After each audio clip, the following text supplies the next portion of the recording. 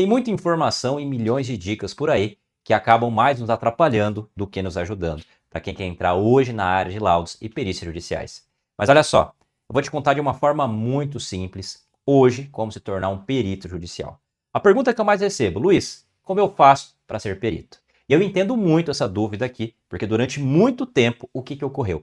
A perícia judicial, ela parecia uma área meio que escondida, parecia uma profissão reservada aí para poucos, parecia que só conseguia entrar quem conhecia o juiz, quem tinha um amigo advogado.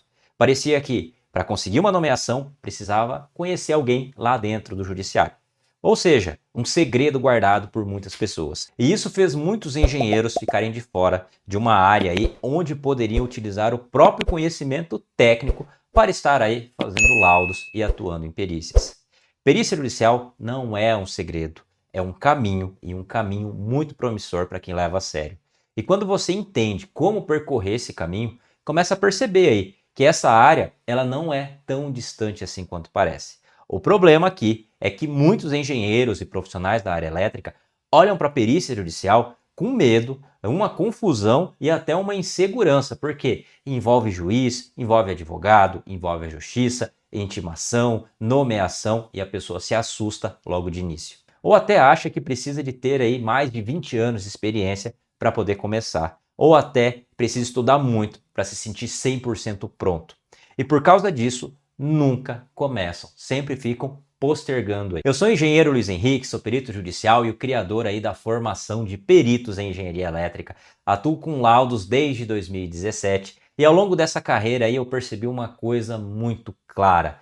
Muitos engenheiros têm conhecimento, sabem resolver problemas aí, mas deixam para depois para entrar nessa área de perícia judicial. Hoje já trabalham com instalações elétricas, manutenção, projetos de energia solar, já são operadores aí de subestação, trabalham dentro de uma concessionária, só que todos eles não sabem como transformar esse conhecimento que têm em uma atuação valorizada dentro da área de perícia judicial. E o que mais trava aí profissionais da área elétrica não é a falta de inteligência, a falta de diploma, a falta de capacidade. O que trava é não saber qual caminho percorrer e como percorrer esse caminho. Durante muito tempo, muita gente olhava para a perícia judicial como se fosse uma área para quem tinha um grande status, onde somente engenheiros renomados aí, com anos de experiência, poderiam estar entrando e atuando.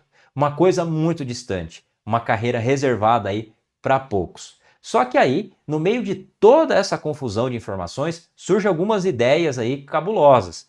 Perito precisa conhecer o juiz, precisa ter amigo lá dentro do fórum, precisa simplesmente ser indicado por um advogado, precisa ter anos de experiência ou até ser um especialista na área do judiciário. E quando o engenheiro acreditava nisso, ele já se eliminava aí antes mesmo de começar. E talvez isso tenha acontecido com você também. Talvez você já tenha aí ouvido ou até falar sobre a área de perícia judicial e a área de laudos, achou interessante, mas quando viu ali que envolvia o juiz, envolvia o judiciário, advogados, intimações, nomeações, já abandonou. Olha, isso aqui não é para mim. O engenheiro, ele não entra na perícia para ser advogado. Ele entra porque existe ali uma discussão técnica dentro do processo judicial.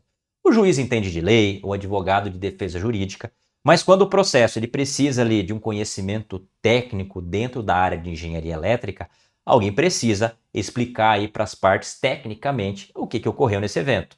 E esse alguém pode ser aí um engenheiro ou um profissional da área elétrica que esteja capacitado e qualificado para estar atuando dentro desses processos judiciais. Hoje, o caminho para você atuar como perito judicial está muito mais organizado que antigamente. Os tribunais já possuem aí sistema de cadastro para peritos e auxiliares da justiça. Isso significa que um profissional interessado ele pode buscar o tribunal ali para estar atuando, verificando os requisitos e fazendo seu cadastro. Hoje o cadastro ele permite que mais profissionais sejam encontrados, avaliados e também nomeados aí conforme a necessidade de cada processo. E isso também não significa que basta preencher um formulário e esperar o seu telefone tocar ou chegar um e-mail para você com a sua nomeação. Mas significa que existe uma porta de entrada e essa porta de entrada está muito mais clara do que antigamente. Para o engenheiro eletricista e profissional da área elétrica, esse cadastro aí ele pode acontecer em diferentes tribunais, na Justiça Estadual, na Justiça Federal ou até na Justiça do Trabalho. Cada uma pode ter aí diferentes tipos de demanda para os profissionais da área elétrica. Mas para muitos engenheiros aí que estão começando, eu já vou te dizer, A Justiça Estadual, ela costuma ser uma porta importante ali para quem está começando, porque nela aparecem muitos processos envolvendo consumidores, unidades consumidoras, concessionárias de energia, danos elétricos, danos em imóveis e instalações, empresas, condomínios, enfim, são vários danos elétricos aí que acontecem todos os dias. Então, se você quer começar, uma das principais coisas que você precisa fazer é entender como funciona o cadastro de peritos aí no tribunal do seu estado. Mas cuidado, isso aqui é só o primeiro ponto, é só o começo, porque nesse cadastro tem muitos pontos importantes que o pessoal ignora. Saber que existe um cadastro no tribunal não significa você saber atuar como perito. Uma coisa é você entrar no sistema, outra coisa é você estar preparado já para receber a sua primeira nomeação, apresentar seus honorários, fazer uma diligência e entregar um laudo muito claro. E é aqui que muitos engenheiros acabam travando. De forma geral, para atuar como um perito judicial, o profissional ele precisa ter uma formação aí na área de atuação.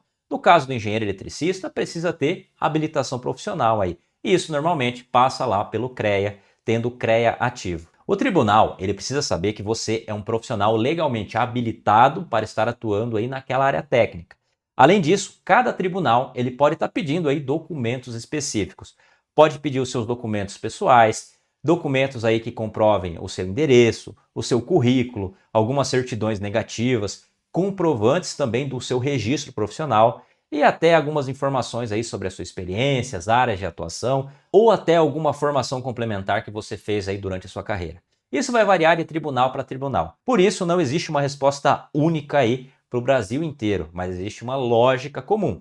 O tribunal, ele sempre vai querer saber quem é você, qual é a sua formação, qual é a sua habilitação e em quais áreas você pode auxiliar aí tecnicamente como perito judicial. Se você quer mais vídeos aí sobre a perícia judicial, laudos técnicos e oportunidades para engenheiros eletricistas, já se inscreve aqui no canal, porque aqui eu vou te mostrar de forma simples e muito prática como os engenheiros e profissionais da área elétrica podem transformar aí a sua profissão em uma nova fonte de renda dentro da área de perícias judiciais. Já te vejo no próximo vídeo.